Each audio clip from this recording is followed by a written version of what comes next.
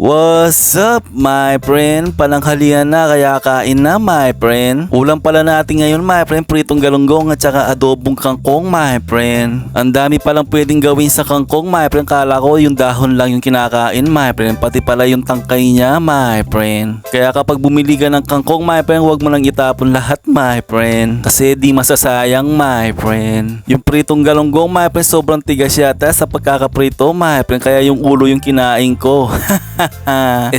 Kinagat pala, my friend. At masarap naman kapag lutong bahay talaga, my friend. Kaya pagkatapos natin kumain, my friend, syempre magbabantay ako ng tindahan, my friend. Pag ganito kasing oras, yung mga ibang tao, my friend, nagsisiesta pa, my friend.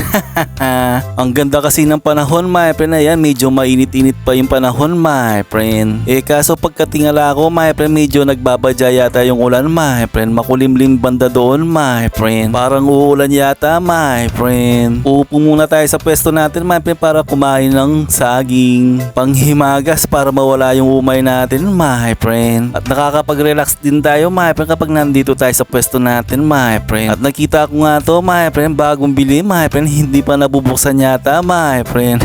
Kaya bubuksan na natin, my friend, para mabawasan na yung tubo niya, my friend.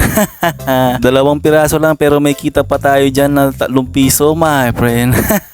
Joke lang. At yan na nga, my friend, umulan na nga sa labas, my friend. Sabi ko sa inyo, my friend, uulan talaga, my friend. Pero okay lang, wala naman tayong gagawin. Pagkatapos natin magtinda nga, at syempre gabi na, my friend, nag-text yung boss alalay ko, my friend. Sabi niya, iinom daw kami, my friend. Kaya nag-oo ako sa kanya, my friend. Syempre madalang lang kaming uminom, my friend. Pamparelax ng isip to, my friend. Joke lang. At yan, lalabas na yung daga, my friend, para kumain. Joke lang. Syempre kinuha ko yung susi ko, my friend, para mabuksan ko yung gate, my friend, at makalabas na din, my friend. Pupunta ako sa bahay ni boss alalay, my friend. Doon kami iinom, my friend. At sobrang liwanag sa daan, my friend. Ayan, sa kabilang street lang naman yung boss alalay ko, my friend. Kaya malapit lang, my friend. Sobrang liwanag nga sa tapat ng bahay nila, my friend. Ayan, oh. Nakalabas na yung mesa tsaka yung pitchel, my friend. Parang sabik uminom yata si boss alalay. At sakto naman lumabas yung boss kumpare ko, my friend. Ayan, kwentuhan muna kami bago ako bumili ng alak, my friend. Isa lang yung pinagkwentuhan namin, my friend, basketball at saka chicks.